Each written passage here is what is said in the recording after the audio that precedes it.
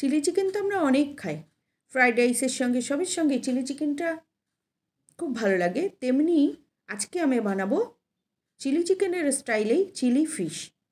এটাও fried rice বা যে কোনো কিছুর সঙ্গে খুব ভালো লাগে। চলো দেখে নিই আজকে এই চিলি ফিশ বানাতে আমি কী কী নিয়েছি এবং কিভাবে মাছটা বানিয়েছি, সম্পূর্ণটাই তোমাদের সঙ্গে শেয়ার করব। নমস্কার বন্ধুরা, আমি জলি, তোমাদের সবাইকে স্বাগত জানাই আমার রান্নাঘরে। এই ফিশটা বানাতে আমি কিছু কাতলা মাছ নিয়েছি। কাতলা মাছের এই যে পিসগুলো, এই 4টে পিসকে আমি ছোট ছোট করে কেটে নেব।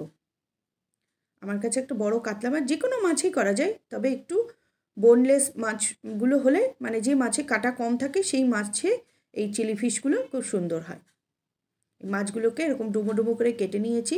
এদিকে পেঁয়াজ, আমি 3টে পেঁয়াজও ডুমো ডুমো করে নিয়েছি। এদিকে পেঁয়াজ কলি নিয়েছি, কিছুটা পেঁয়াজ কুচি নিয়েছি, আর বেশ 3টে মাঝারি সাইজের টমেটোকে কেটে নিয়েছি, আর একটা ডিম নিয়েছি। আর এদিকে আমি সসটাকে সবগুলো একসাথে নিয়ে নেব। 1 চামচ সয়া সস দিয়েছি, আর 3 চামচ চিলি সস, আর 3 চামচ টমেটো সস দিয়ে আমি একটা মিক্সচার রেডি করে রাখবো। এই সসগুলোকে ভালো করে মিশিয়ে নেব। এই প্রসেসিংগুলো রেডি করা থাকলে চিলি চিকেন বানাতে খুব কম সময়ে হয়ে যায়, খুব তাড়াতাড়ি হয়ে যায়। আমি একটা ডিম ফাটিয়ে দিলাম, পরিমাণ মতো নুন দিয়ে দিয়েছি, আর দিয়ে দেবো এই যে 2 চামচ ময়দা আর 2 চামচ কর্নফ্লাওয়ার,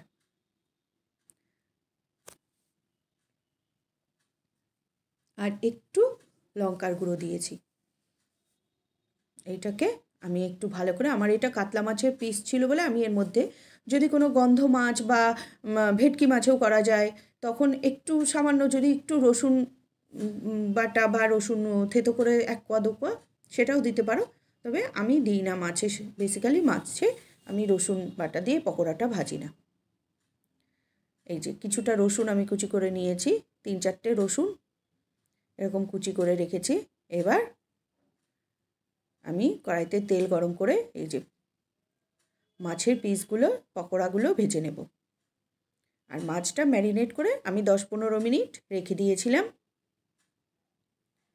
দিয়ে এইবার আমি এই মাছটাকে সম্পূর্ণ, আমি মাছটাকে 2 ব্যাচে ভেজে নিয়েছিলাম। এই লাল করে এটাকে এইভাবে ভেজে নিতে হবে।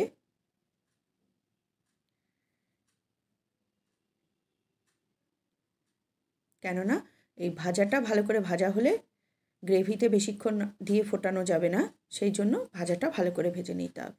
2 ব্যাচে আমি মাছগুলো সম্পূর্ণ ভেজে নিয়েছি। নেওয়ার পর এবার কড়াইতে তেলের মধ্যে ওই রসুন কুচিটা দিয়ে দিয়েছি। রসুন কুচিটা ভালো করে ভাজা ভাজা হলে তারপরে আমি এর থেকে একটু সামান্য তেল তুলে রেখে দেব। তুলে রেখে এবার ওই তেলটা আমি পরে ইউজ করব একটু পেঁয়াজ কুচি দিয়ে। এবার পেঁয়াজটাকে ভালো করে ভেজে নেব। ওই রসুন দিয়ে এই রসুনটা ভাজা হওয়ার পর সেই রসুন তেলটা খানিকটা সরিয়ে রেখেছি।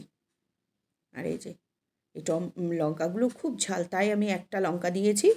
ঝালটা যে যা টেস্ট ওয়াইজ দেবে। পেঁয়াজটা কুচিটা ভালো করে ভাজা হলে আমি এবার ডুমো করে কেটে রাখা পেঁয়াজগুলো দিয়ে দিয়েছি। আমি পেঁয়াজগুলো ছাড়াইনি, ডুমো ডুমোই দিয়ে দিয়েছি। এবার সসগুলো দিয়ে দিলাম। সসটা দিয়ে বেশ খানিকক্ষণ একটু কষিয়ে নেব।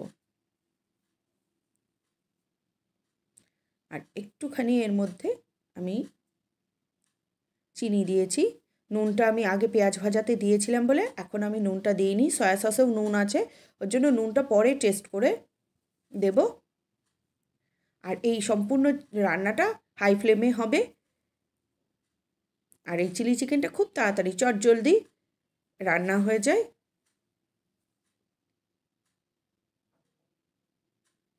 অনেক সময় একঘেয়ে রুই কাতলা মাছ খেতে ইচ্ছা করে না, তখন একটু ভিন্ন স্বাদের এইভাবে বানিয়ে নেওয়াই যায়। এবার আমি পেঁয়াজ কলিগুলো দিয়ে দিয়েছি। দিয়ে এটাও আমি খানিকক্ষণ 2-3 মিনিট মতো একটু নাড়িয়ে নেব। নাড়িয়ে এবার আমি টমেটোগুলো দিয়ে দেবো, একটু জল দিয়ে দিলাম। জল দিয়ে একটু ফুটে উঠলেই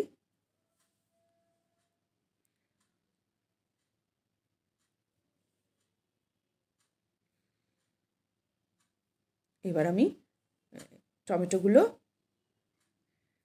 দিয়ে দেবো। 3টে টমেটো আমি এরকম লম্বা করে কেটে রেখেছি।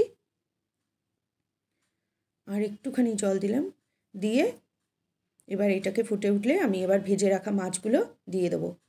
সম্পূর্ণ গ্রেভিটা আমার রেডি হয়ে গেছে। এবার ভেজে রাখা মাছগুলো দিয়ে দিয়েছি।